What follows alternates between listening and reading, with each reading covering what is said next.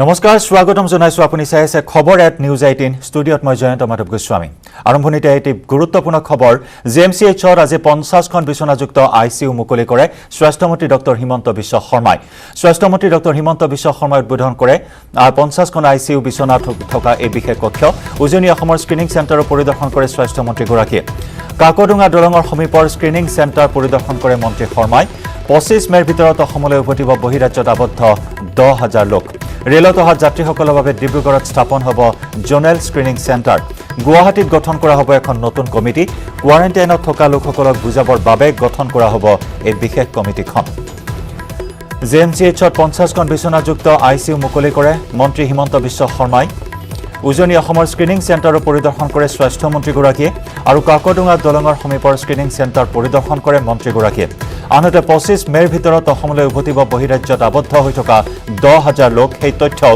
আজি সদৰি কৰে মন্ত্ৰীগৰাকীয়ে ৰেলত অহা যাত্ৰীসকলৰ বাবে ডিব্ৰুগড়ত স্থাপন কৰা হ'ব জোনেল স্ক্ৰিনিং চেণ্টাৰ গুৱাহাটীত গঠন কৰা হ'ব এখন নতুন কমিটি আৰু কোৱাৰেণ্টাইনত থকা লোকসকলক বুজাবৰ বাবে গঠন কৰা হ'ব এই কমিটিখন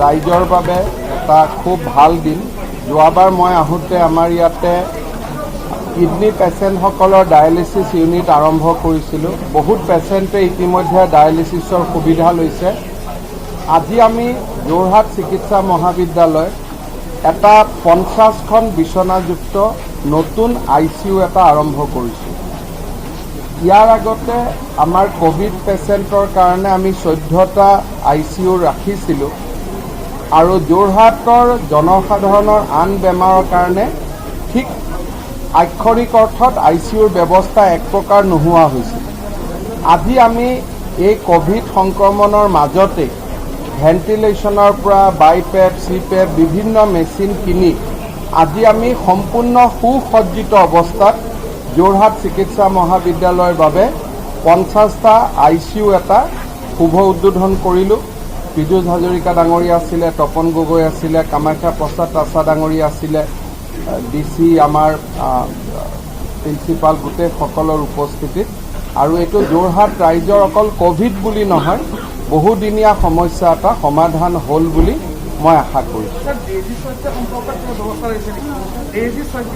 ডেইজি শইকীয়া সংক্ৰান্তত মই মহাৰাষ্ট্ৰৰ মন্ত্ৰী আদিত্য ঠাকৰে ডাঙৰীয়াৰ লগত নিজে কথা পাতিছোঁ আদিত্য ঠাকৰে ডেইজি শইকীয়াৰ লগত নিজে টেলিফোনত কথা পাতিছে আৰু ডেইজি শইকীয়া বৰ্তমান হস্পিটেলত আছে আৰু যোৱাকালিও আমাৰ অফিচৰ পৰা খবৰ কৰোঁতে তেখেতে এতিয়া যাৱতীয় চিকিৎসা পোৱা বুলি আমাক জনাইছে কিন্তু মুম্বাইৰ পৰিস্থিতিটো সাধাৰণ নহয় খুব বেছি অৱনতি হৈ আছে গতিকে তাত আমাৰ দৰে চিকিৎসা পোৱাটো আজিৰ দিনত সম্ভৱ নহয় হয়তো আমাৰো যেতিয়া 10,000 পেচেণ্ট হৈ যাব তেনেকুৱা আমাৰো এনেকুৱা অৱস্থা হ'ব পাৰে গতিকে মহাৰাষ্ট্ৰৰ পৰিৱেশ চাই পেলাই তাৰ চৰকাৰে যিমানখিনি পাৰে এতিয়া যত্ন লোৱা বুলি মোক জনাইছে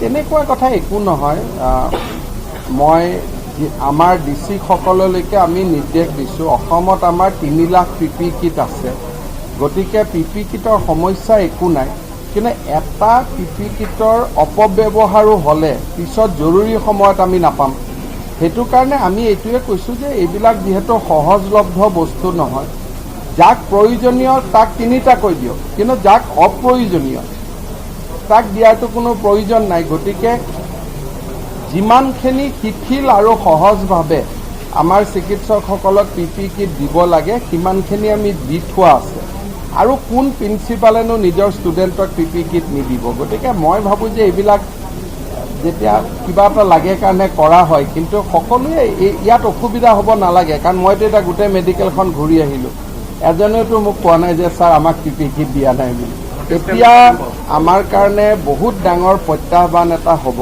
যে 12 তাৰিখৰ পৰা ৰেল চলিব ৰেল চলাৰ লগে লগে প্ৰতিখন ট্ৰেইনত 12,000 মানুহ আহিব 25 তাৰিখৰ আগতে প্ৰায় 10,000 নতুন মানুহ অসমত সোমাব গাড়ী ট্ৰান্সপৰ্টবিলাক বেলেগ এতিয়া এটা বিতৰ্ক হয় মানুহ আনিব নালাগে কিন্তু আমি কোনো মানুহ আনা নাই ঘৰৰ মানুহে ঘৰত উভতি আহিছে এতিয়া সেই ৰাজ্যৰ পৰা লাহে লাহে মানুহবিলাকক পঠাই দিয়া হৈছে যে আপোনালোক যাওক গৈ নিজৰ ঘৰত, কাৰণ আমাৰ পেচেণ্টখিনিক আমি চাব লাগে, আমাৰ মানুহখিনিক আমি চাব লাগে। গতিকে ভাৰত চৰকাৰে সিদ্ধান্ত লৈছে যে সেই ৰাজ্যৰ যি ৰাজ্যত তেওঁৰ জন্মভূমি তালৈকে যদি কোনোবা ঘূৰি যাব খোজে সেই ৰাজ্য চৰকাৰখনে বাধা দিব নোৱাৰে। আজি যোৰহাটতে আমাৰ যোৱা এম্বুলেন্সত আমাৰ 4জন পৰিয়াল এটা আহিলে, কোনোবা কৈছে চালানী মাছ আহিলে। এইটোতো চালানী মাছ নহয়, তেওঁলোক ইয়াৰে বাসিন্দা, গতিকে ঘৰত ঘূৰি নাযায় ক'ত যাব, আৰু ৰিক্স থাকিব। কিন্তু ৰিক্সৰ মাজতে আমি এই সমস্যা যিজনৰ শিশুটিৰ যিহেতু ব্লাড কেঞ্চাৰ আছে, গতিকে তেওঁৰ স্বাস্থ্যৰ প্ৰতি আমি নজৰ ৰাখিছোঁ। যদিও তেওঁ নিগেটিভ হৈ আছে, কিন্তু নেক্সট টেষ্টতো যে তেওঁ নিগেটিভ হৈ থাকিব তাৰ কোনো 100% গেৰেণ্টি নাই।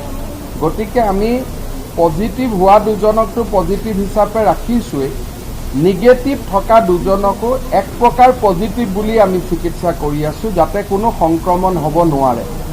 যি দুগৰাকী ভদ্ৰ মহিলা পজিটিভ হ'ল তেওঁলোকৰ স্বাস্থ্য ভালে আছে। আমাৰ চিন্তাটো শিশুটিক লৈ আছে। চালকজন ঘূৰি গ'ল। আমি যেতিয়া ইয়াত খবৰ পালোঁ, প্ৰথমতে আমি পশ্চিমবংগ চৰকাৰৰ লগত কথা পাতিলোঁ। ড্ৰাইভাৰজনক ৰাতিৰ ফোনত আমি ক'লোঁ যে আপোনাৰ ক'ভিড হৈছে। ড্ৰাইভাৰজনে আমাক ক'লে যে আমি শিলিগুৰি হস্পিটেলত মই সোমাই যাম। পিছত নোসোমাই ড্ৰাইভাৰজন পলাই গ'ল, যে ভয় খালে পলাই গ'ল। তেতিয়া বিহাৰত আৰা জিলাত, মোৰ যিমান দূৰ মনত পৰে আছে মেছেজটো, অলপ জিলাখনৰ নামটো ভুলো হ'ব পাৰে, অসম পুলিচৰ ৰিকুৱেষ্টত বিহাৰ পুলিচে তেওঁলোকক ইণ্টাৰচেপ্ট কৰে আৰু হস্পিটেলাইজেশ্যন। অৰ্গেনাইজেশ্যন মানে মোক ডাক্তৰ আৰু নাৰ্ছৰে সহায় লাগে, কিন্তু এটা সহায় আমাক লাগিব যে যিহেতু মানুহখিনিক এতিয়া আমি যি সমষ্টিৰ মানুহ তালৈকে আমি কোৱাৰেণ্টাইনৰ কাৰণে পঠাই দিম। গতিকে ৰাইজে কিছু বিশেষকৈ বিধায়কসকলে লেট্ৰিন বাথৰুম আদি বনোৱাত আমাক সহায় কৰিব লাগিব। প্লাছ গাঁৱৰ বঙাইগাঁও জিলাৰ কোৱাৰেণ্টাইনত গাঁৱৰ মানুহে সহায় কৰি আছে খোৱা বোৱাৰ জৰিয়তে, ৰাইজে তেনেকৈ সহায় কৰিব পাৰে।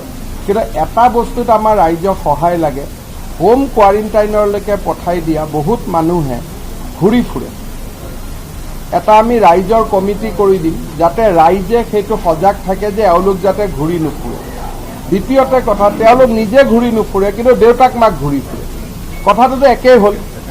গতিকে আমাৰ ৰাইজৰ প্ৰতি অনুৰোধ হ'ব যে 14 দিন কোনোবা এটা ফেমিলিত যদি এজন মানুহ কোৱাৰেণ্টাইনত যায়, মানুহজনৰ যদি বহুতকেইটা কোঠালি আছে, ৰুম এটাত বন্ধ কৰি থৈছে, বেলেগ কথা। কিন্তু যদি তেওঁলোকৰ ঘৰত কোঠালি অনুপাতে মানুহৰ সংখ্যা বেছি, তাৰমানে ইজনে সিজনৰ লগত এটা ঘনিষ্ঠতা থাকিবই, তেওঁলোকৰ গোটেই ঘৰখনকে আমি কণ্টেইনমেণ্ট জ'ন হিচাপে ৰাখিব লাগিব।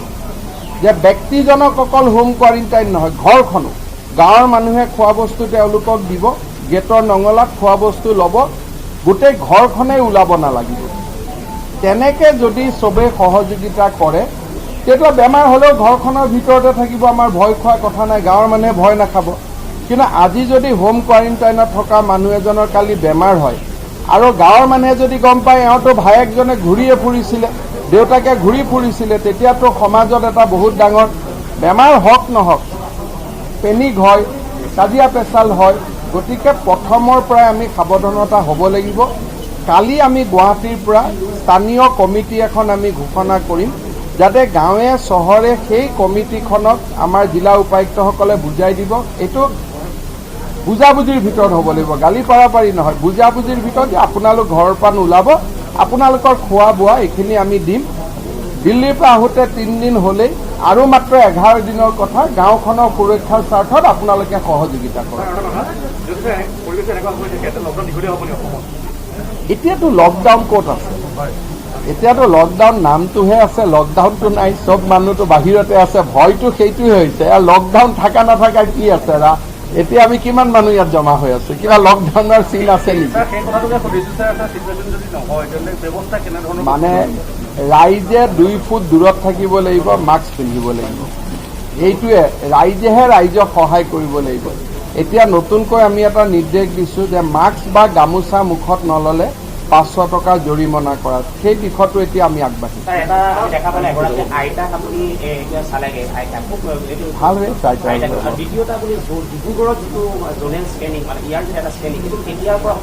আমাৰ কালি উপায়ুক্তৰ লগত আমি কথা পাতিছোঁ ৰেলৰ লিংকৰ লগত কথা গতিকে ৰেল যিহেতু ডিব্ৰুগড়লৈকে আহিব ডিব্ৰুগড়তো আমি জোনেল স্ক্ৰিনিং এটা আৰম্ভ কৰিব লাগিব 2 দিন বা 3 দিনৰ ডিব্ৰুগড় তাতে ৰেলত যিমান মানুহ নামে ৰেলত যদি যোৰহাটৰ মানুহো নামে তাতে থাকিব তাৰ পৰা ইয়ালৈকে আহিব গাড়ী মটৰৰ কাৰণে যোৰহাট হৈ গ'ল ৰেলৰ কাৰণে ডিব্ৰুগড় হৈ গ'ল যদি ৰেলত যদি যোৰহাট শিৱসাগৰৰ মানুহো নামে তাতে থকাৰ পিছত তাতে টেষ্ট কৰাৰ পিছত ইয়ালৈকে ঘূৰি আহিব গাড়ীত যদি ডিব্ৰুগড়ৰ মানুহ আহে যোৰহাটত থকাৰ পিছত ডিব্ৰুগড়ত ঘূৰি যাব ৰেলৰ ডাটা 12 তাৰিখৰ পৰা আহিব 10 তাৰিখে বা 11 তাৰিখে গধূলি তেওঁলোকে আমাক চিট দিব কোন গাঁৱৰ কি কথা গোটেই ডিটেইলছবোৰ দিব এখন ৰেলত 1000ৰ পৰা 1200 আৰু খবৰৰ ধাৰা অব্যাহত থাকিব কিন্তু তাৰ পূৰ্বে সময় হৈছে এটি চমু বাণিজ্যিক বিৰতিৰ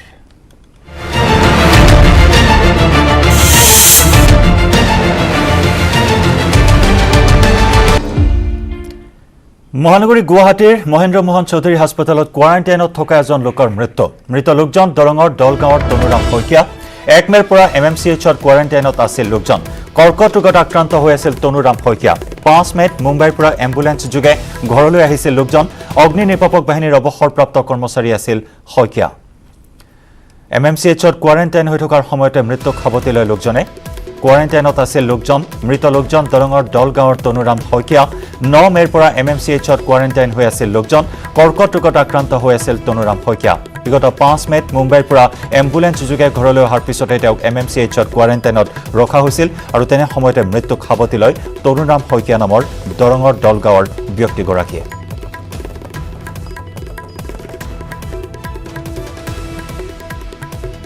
তেওঁৰ কৰ্কট ৰোগ আছিলে যোৱা মাৰ্চৰ 15 তাৰিখে বম্বেত গৈছিলে বম্বেত চিকিৎসা হৈ আছিলে চিকিৎসা হৈ থকাৰ পিছত লকডাউন হ'ল লকডাউনৰ কাৰণে আহিব নোৱাৰাতে এফালে মানে লকডাউনৰ কাৰণে অলপ অসুবিধা হ'ল হোৱাতে আমি বম্বেৰ পৰা 5 তাৰিখে এম্বুলেন্সে লৈ অনাৰ পিছত তেওঁলোকে আমাক সৰুসজাত সোমাই দিলে সৰুসজাত টেষ্ট কৰিলে টেষ্ট কৰাৰ পিছত মহেন্দ্ৰ মোহন হস্পিটেলত কোৱাৰেণ্টাইনৰ কাৰণে দিলে কোৱাৰেণ্টাইনত দিলে যিহেতু দিয়াৰ পিছত যিজন অলপ মানে কৰ্কট ৰোগী যিহেতু চিৰিয়াছ পেচেণ্টে তেওঁলোক তাতে ইয়াতে আমি মোৰ ভতিজা এজনো আছে লগত মানে মৃতকৰ পুত্ৰ সৰু পুতেক তেওঁ মানে কি অভিযোগ কৰা তেওঁ কৈছে ভিতৰৰ পৰা যে আনা দিনৰ পৰা কোনো ধৰণৰ তাৰমানে প্ৰিলিমিনাৰী চিকিৎসা অকণমানো কৰা নাই নকৰাৰ কাৰণে হয়তো আজি এনেকুৱা অৱস্থা হ'ল আমি দাদাক হেৰুৱাব লগা হ'ল এইখিনি আমাৰ অলপ অভিযোগ আছে যিহেতু তেওঁলোকে ডক্টৰ নাৰ্ছে কৰিছে সন্মুখৰ পৰা যিখিনি কৰিছে সেইখিনিও আমিও চেলুট জনাইছোঁ কৰোণাৰ কাৰণে কিন্তু ভিতৰত কি হৈ আছে এতিয়া আমি মোৰ ভতিজাজন থকাৰ কাৰণে গম পালোঁ হয়তো মোৰ দাদাৰ ক্ষেত্ৰত নহয় আৰু বেলেগৰ ক্ষেত্ৰত যাতে নহয় এইখিনিকে মই কামনা কৰোঁ এক গুৰুত্বপূৰ্ণ খবৰ ইতিমধ্যে আমি আপোনাক জনাই আহিছোঁ যে মঙলবাৰৰ পৰা অৰ্থাৎ কাইলৈৰ পৰা পুনৰ আৰম্ভ হ'ব যাত্ৰীবাহী ৰেলৰ চলাচল কৰিব মুঠ 30খনকৈ যাত্ৰীবাহী ৰেল নতুন দিল্লীৰ পৰা ডিব্ৰুগড়লৈ চলিব ৰেল আনহাতে আগৰতলালৈ চলিব বিশেষ ৰেল সেৱা আজিৰে পৰা আৰম্ভ হ'ব ৰেল টিকটৰ বুকিং অনলাইন যোগে বুকিং কৰিব পাৰিব টিকট বিয়লি 4 বজাৰ পৰা যাত্ৰীয়ে কৰিব পাৰিব টিকট বুকিং ইয়াৰ বাবে এটা ৱেবছাইট দিয়া হৈছে ৱেবছাইটটো হৈছে www.irctc.co.in আমি পুনৰ জনাইছোঁ ৱেবছাইটটো হৈছে www.irctc.co.in এই ৱেবছাইট যোগে আজি বিয়লি 4 বজাৰ পৰা বুকিং কৰিব পাৰিব অনলাইন টিকট আৰু যাত্ৰীয়ে ক্ৰয় কৰিব পাৰিব অফলাইন টিকট বন্ধ থাকিব ৰেল ষ্টেচনৰ টিকট কাউণ্টাৰ ৰেল যোগে যাত্ৰাৰ সময়ত মাস্ক পৰিধান কৰাটো বাধ্যতামূলক কৰা হৈছে ইতিমধ্যে ৰেলৱে মন্ত্ৰণালয়ে সদৰি কৰিছে এই কথা 12 মে অৰ্থাৎ কাইলৈৰ পৰা পুনৰ আৰম্ভ হ'ব যাত্ৰীবাহী ৰেলৰ চলাচল কৰিব মুঠ 30খনকৈ যাত্ৰীবাহী ৰেল নতুন দিল্লীৰ পৰা ডিব্ৰুগড়লৈ চলিব ৰেল আনহাতে আগৰতলালৈ চলিব বিশেষ ৰেল সেৱা আজিৰে পৰা আৰম্ভ হ'ব ৰেলৰ টিকট বুকিং প্ৰক্ৰিয়া অনলাইন যোগে বুকিং কৰিব পাৰিব টিকট বিয়লি 4 বজাৰ পৰা www.irctc.co.in ৱেবছাইটত কৰিব পাৰিব টিকট বুকিং যাত্ৰীয়ে ক্ৰয় কৰিব নোৱাৰিব অফলাইন টিকট পুনৰ জনাইছোঁ যাত্ৰীয়ে ক্ৰয় কৰিব নোৱাৰিব অফলাইন টিকট বন্ধ থাকিব ৰেল ষ্টেচনৰ টিকট কাউণ্টাৰ ৰেল যোগে যাত্ৰাৰ সময়ত মাস্ক পৰিধান কৰাটো বাধ্যতামূলক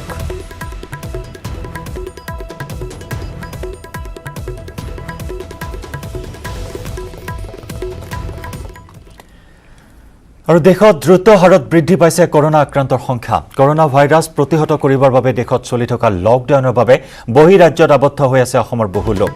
তামিলনাডুৰ কইম্বাটুৰত আবদ্ধ হৈ আছে অসমৰ ৩৭ গৰাকী ছাত্ৰী। Avinashilingam institute of home science and higher এডুকেশ্যনত অধ্যয়ন কৰি আছিল ছাত্ৰীকেইগৰাকী। লকডাউনৰ বাবে অৰ্থ আৰু খাদ্য সংকটত ভোগা ছাত্ৰীকেইগৰাকীয়ে অসমলৈ অহাৰ ক্ষেত্ৰত সহায় কৰিবলৈ কাতৰ অনুৰোধ জনাইছে ৰাজ্য চৰকাৰক। দেশত দ্ৰুত হাৰত বৃদ্ধি পাইছে কৰোনা সংক্ৰমণৰ সংখ্যা। কৰোনা ভাইৰাছ প্ৰতিহত কৰিবৰ বাবে দেশত চলি আছে লকডাউন আৰু যাৰ বাবে বহিৰাজ্যত আবদ্ধ হৈ আছে অসমৰ বহু লোক। তামিলনাডুৰ কইম্বাটুৰতো আবদ্ধ হৈ আছে অসমৰ এই ৩৭ গৰাকী ছাত্ৰী। Avinashilingam institute for home science and higher এডুকেশ্যনত অধ্যয়ন কৰি আছে এই ছাত্ৰীসকল। লকডাউনৰ বাবে অৰ্থ আৰু তীব্ৰ খাদ্য সংকটত ভুগিছে, যাৰ বাবে এতিয়া তেওঁলোকক সহায় কৰিবলৈ ৰাজ্য চৰকাৰৰ ওচৰত কাতৰ আহ্বান জনাইছে এই দুৰ্ভগীয়া ছাত্ৰীকেইগৰাকীয়ে। নমস্কাৰ, মই সংঘমিত্ৰা শইকীয়া। আমি তামিলনাডুৰ কইম্বাটুৰত অধ্যয়ন কৰি আছোঁ। আমি অসমৰ বিভিন্ন জিলাৰ পৰা আহি প্ৰায় ২ মাহতকৈ অধিক দিন ইয়াত আবদ্ধ হৈ আছোঁ। আমি অসম চৰকাৰৰ ফালৰ পৰা বিচৰা সকলোখিনি নথি পত্ৰ আগবঢ়াইছোঁ। লগতে তামিলনাডু প্ৰশাসনৰ লগতো আমি যোগাযোগ কৰিছোঁ। নমস্কাৰ, মই আৰু ইফালে হায়দৰাবাদত আবদ্ধ অসমৰ শ্ৰমিকৰ মাজত হাহাকাৰ। খাদ্য তথা অৰ্থ সংকটত ভুগিছে অসমৰ শ্ৰমিকসকলে। সহায়ৰ বাবে আবদ্ধ শ্ৰমিকৰ কাতৰ আহ্বান। উপায়ন্তৰ হৈ শ্ৰমিকে ফোন কৰিলে কণ্ঠশিল্পী কল্পনা পাটোৱাৰীলৈ। হায়দৰাবাদতো আবদ্ধ হৈ আছে অসমৰ শ শ শ্ৰমিক আৰু এইসকল শ্ৰমিকৰ মাজত এতিয়া হাহাকাৰ অৱস্থা। খাদ্য তথা তীব্ৰ অৰ্থ সংকটত ভুগিবলগীয়া হৈছে শ্ৰমিকসকলে। সহায়ৰ বাবে আহ্বান জনাইছে শ্ৰমিকসকলে, কাতৰ আহ্বান জনাইছে আৰু উপায়ন্তৰ হৈ শ্ৰমিকসকলে যোগাযোগ কৰিছে অসমৰ জনপ্ৰিয় কণ্ঠশিল্পী কল্পনা পাটোৱাৰীৰ সৈতে। অসমৰ মানুহে তলত কমেণ্টছ কৰি কয় বাহিৰৰ পৰা মানুহ অনা বন্ধ কৰক, আমি নাখাই ইয়াতে মৰিব লাগিব নেকি? টিভিত নিউজত আমি ঘোষণা কৰিছোঁ, মোবাইল নাম্বাৰ দিছোঁ, এটা লিংক দিছোঁ, সেইটো লিংকত ক্লিক কৰক, আপোনালোকৰ মেছেজ যাব, কিবা যাব। ভুল কথা। আজি মেছেজ নহয়, আজি ৯টা 10টা আমি এপ্লাই কৰি আমাৰ ফৰ্ম ফিল আপ কৰি ক্লিক কৰি বহি আছোঁ। কোনো ৰিপ্লাই পোৱা নাই। কৰোণাত নহয়, মানুহ খাবলৈ নাপায় মৰিব। নমস্কাৰ, আজি ৰাতিপুৱা ভাগত ফোন এটা আহে তেলেংগানা হায়দৰাবাদৰ পৰা। অসমীয়াত যুৱককেইজনে কথা পাতে আৰু তেওঁলোকে নিজৰ বিষয়ে জনায় যে তেওঁলোক অসমৰ পৰা কাম বিচাৰি তেলেংগানাত আজি আছে, কেইবামাহ ধৰি তেওঁলোক আছে আৰু এতিয়া তেওঁলোক ফচি আছে। ৯ গৰাকী ব্যক্তি আছে আৰু তেওঁলোকে ভিডিঅ' যোগে এক বাৰ্তা মোক প্ৰেৰণ কৰিছে। তেওঁলোকৰ ক'বলগীয়া কি আছে সেই কথাখিনি মই আমাৰ মিডিয়া চেনেল যোগেও আগবঢ়াবলৈ চেষ্টা কৰি আছোঁ। কেইদিনমান আগতে ডক্টৰ হিমন্ত বিশ্ব শৰ্মাই কৈছিলে যে এটা লিংক নাম্বাৰ দিছোঁ, এই নাম্বাৰত কল কৰিলে আপোনালোকে এটা লিংক যাব। সেইটো নাম্বাৰত মিছ কল দি এটা লিংক আহিছে আৰু সেইটো ফৰ্ম ফিল আপ কৰি আজি 4 দিন হৈ গ'ল। তাৰ পৰা কোনো পদক্ষেপে লোৱা নাই। আমাৰ ফৰ্ম ফিল আপ কৰি আজি 4-5 দিন হৈ গ'ল, কোনো এটা ৰিপ্লাই অহা নাই। এতিয়া আমি কি কৰিম? এনেকুৱা পৰিস্থিতিত আজি আমি 9জন শ্ৰমিক হায়দৰাবাদৰ তেলেংগানা ৰাজ্যৰ মালকাজগিৰি এৰিয়াত আমি আবদ্ধ হৈ আছোঁ। আমাৰ যি সমস্যা, অতি জৰ্জৰণীয় সমস্যা, আমি খোৱা পানীৰ সমস্যা, আমাৰ চাউলৰ সমস্যা, আমাৰ পইচা পাতিৰ সমস্যা, আমি বিভিন্ন সমস্যাত ভুগি আছোঁ। আমি এটা নতুনকৈ আজি বসবাস কৰি আছোঁ। ইয়াৰ মানুহৰ লগত আমাৰ ভাষা নিমিলে, মানুহৰ ওচৰত আমি যাবলৈ নোৱাৰোঁ। বেছিকৈ বাহিৰত গ'লে পুলিচে এনেকুৱা তাণ্ডৱ কৰে। তো বিভিন্ন ধৰণৰ তাণ্ডৱৰ মাজত আমি বসবাস কৰি আছোঁ। অসম চৰকাৰক অনুৰোধ কৰিছোঁ, অতি সোনকালে আপোনালোকে যেনেদৰে পাৰে আমাৰ অসমৰ মানুহবিলাকক উদ্ধাৰ কৰক। তিনিচুকীয়াৰ ঢলাত কৰোণাতংক। মিৰি পথাৰৰ 2 গৰাকী লোক কৰোণাত আক্ৰান্তৰ সন্দেহ প্ৰকাশ কৰা হৈছে। উল্লেখযোগ্য যে শিলচৰৰ পৰা আহিছিল 2 গৰাকী লোক। গীতা ৰয় আৰু ভাস্কৰ ৰয় নামৰ লোক দুজন পানীলগা জ্বৰ আৰু কাহত আক্ৰান্ত। দুয়োকে ছয়খোৱা ৰাজ্যিক চিকিৎসালয়ত স্বাস্থ্য পৰীক্ষা কৰোৱা হৈছে। কৰোণা আক্ৰান্তৰ সন্দেহত দুয়োকে TMCHলৈ প্ৰেৰণ কৰা হৈছে। তিনিচুকীয়াৰ 2 গৰাকী ব্যক্তিক কেন্দ্ৰ কৰি কৰোণাতংক বিৰাজ কৰিছে। মিৰি পথাৰৰ 2 গৰাকী লোক কৰোণাত আক্ৰান্ত হোৱাৰ সন্দেহ কৰা হৈছে। শিলচৰৰ পৰা আহিছিল 2 গৰাকী লোক। গীতা ৰয় আৰু ভাস্কৰ ৰয় নামৰ লোক দুজন পানীলগা জ্বৰ কাহত আক্ৰান্ত। ইতিমধ্যে দুয়োকে ছয়খোৱা ৰাজ্যিক চিকিৎসালয়ত স্বাস্থ্য পৰীক্ষা কৰোৱাৰ অন্তত কৰোণা আক্ৰান্তৰ সন্দেহত TMCHলৈ প্ৰেৰণ কৰা হয়।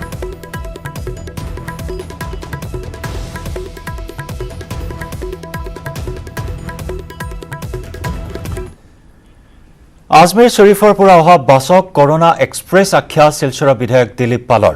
আজমিৰৰ পৰা বাছেৰে উভতি অহা ঘটনা ষড়যন্ত্ৰ বুলি মন্তব্য বিধায়কগৰাকীৰ।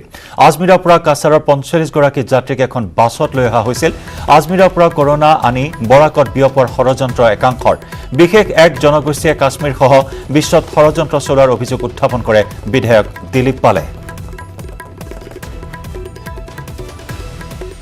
শিলচরের বা কাছাড় জেলার অবস্থা ভয়ঙ্কর হয়ে দাঁড়িয়েছে। ওই আজমির শরীফ থেকে যে করোনা এক্সপ্রেসে করে যে ৪০-৪২ জন ব্যক্তি চলে এলো, সেটা আমরা জানি সবাই। এবং এই সমস্ত অবিশ্বকারী এবং তারা, আমি কি ভাষায় বলবো, তাদের এই কুকর্মের ফলে আজকে আমরা চিন্তিত, আতঙ্কিত। দেখুন, তীর্থযাত্রা আমরাও করি, সবাই করে, এটা স্বাভাবিক। কিন্তু আমি এমন কোনো কাজ করব না, করা উচিত নয়, যাতে করে সমাজ বিপন্ন হয়, রাষ্ট্র বিপন্ন হয়। যেভাবে বাসটি এলো, নিশ্চিতভাবে এর পেছনে কেউ না কেউ আছে। যে লোকটি শোনিতপুর জেলার লোক, শরীফুল না কি নাম, ও কিভাবে চলে আসলো সেটাও তদন্ত নিশ্চয় হবে। সরকার বসে থাকবে না, সরকার তদন্ত করবে এবং উপযুক্ত দোষী যারা আছে, যাদের এই খামখেয়ালির জন্য এই ঘটনাটা ঘটলো, তাদেরকে চিহ্নিত করে উপযুক্ত ব্যবস্থা নিশ্চয়ই সরকার নেবে। আমরা যদি কাশ্মীরের যে ঘটনা যদি আমরা লক্ষ্য করি, আমরা দেখবো সব কাশ্মীর না, সমস্ত পৃথিবীতে কি বলবো, কোন ভাষায় বলবো, যাই হোক, তো সব কিছুই সম্ভব। এটা ষড়যন্ত্র হতে পারে, অসম্ভব কিছু নয়। ডক্টর হিমন্ত বিশ্ব শর্মা বলেছিলেন যে তবলিগি জামাতরা এটা মানব বোমা। কারণ মানব বোমা বলেছেন এই অর্থে যে যখন মানব বোমা নিজে ধ্বংস হয়, কিন্তু সেই সঙ্গে অন্যকেও ধ্বংস করে। আমি সেটাই রিপিট করছি, তোর সঙ্গে একটু সংশোধন করব। ওরা মানব নয়, এরা মানব নামের যোগ্য নয়। মানবিকতা বোধ যারা আছে সেই মানব, তাদের মানবিকতা বোধ নেই, তারা অসভ্য, বর্বর। এগুলি বলতে আমার কোনো দ্বিধা নেই। ৰিমোটত আমি আপোনাক জনাওঁ বিশ্বজুৰি কৰোনা ভাইৰাছৰ সংক্ৰমণ আৰু মৃত্যুৰ পৰিসংখ্যা। বিশ্বজুৰি অব্যাহত আছে মাৰাত্মক কৰোনা ভাইৰাছৰ সংহাৰী ৰূপ। বিশ্বত কালৰূপী কৰোনা ভাইৰাছৰ গ্ৰাসত পৰিছে ৪১,৮০,০৪৫ লোক। কৰোনা ভাইৰাছে বিশ্বজুৰি প্ৰাণ লৈছে ২,৮৩,৮৫০ জন লোকৰ। অৱশ্যে আৰোগ্য হৈছে ১৪,৯০,৫৮০ কৰোনা আক্ৰান্ত। 10খন দেশত লাখৰ ঘৰ অতিক্ৰম কৰিছে কৰোনা আক্ৰান্তৰ সংখ্যাই। America, Spain, Britain, Italy, Russia, France, Germany, Brazil, তুৰ্কী আৰু ইৰাণত কৰোনা আক্ৰান্তৰ সংখ্যা লক্ষাধিক। বিশ্বৰ আটাইতকৈ শক্তিশালী দেশ আমেৰিকাত কৰোনা ভাইৰাছত আক্ৰান্ত হৈছে ১৩,৬৭,৬৩৮ লোক। আমেৰিকাত মৃত্যুমুখত পৰিছে ৮০,৭৮৭ জন লোক। ইতিমধ্যে ভাৰতৰ পৰিসংখ্যা আমি জনাইছোঁ। ভাৰতত কৰোনা আক্ৰান্তৰ সংখ্যা বৰ্তমান ৬২,৯৩৯ মৃত্যু হৈছে ২,১০৯ জন লোকৰ। ইফালে চীনত কৰোনা আক্ৰান্তৰ সংখ্যা ৮২,৯১৮ মৃত্যু হৈছে ৪,৬৩৩ জন। ইটালীত কৰোনা আক্ৰান্তৰ সংখ্যা 2,19,070 মৃত্যু হৈছে 30,560 জন। স্পেইনত কৰোনা আক্ৰান্তৰ সংখ্যা 2,64,663 মৃত্যু হৈছে 26,621 জনৰ। ঠিক তেনেদৰে ফ্ৰান্সত কৰোনা আক্ৰান্তৰ সংখ্যা হৈছে 1,76,970 মৃত্যু হৈছে 26,380 জনৰ। ইৰাণত কৰোনা আক্ৰান্তৰ সংখ্যা 1,07,603 মৃত্যু হৈছে 6,640 জনৰ। আমেৰিকাত কৰোনা আক্ৰান্তৰ সংখ্যা 13,67,638 আৰু এই পৰ্যন্ত দেশখনত মৃত্যু হৈছে 80,787 জন লোকৰ।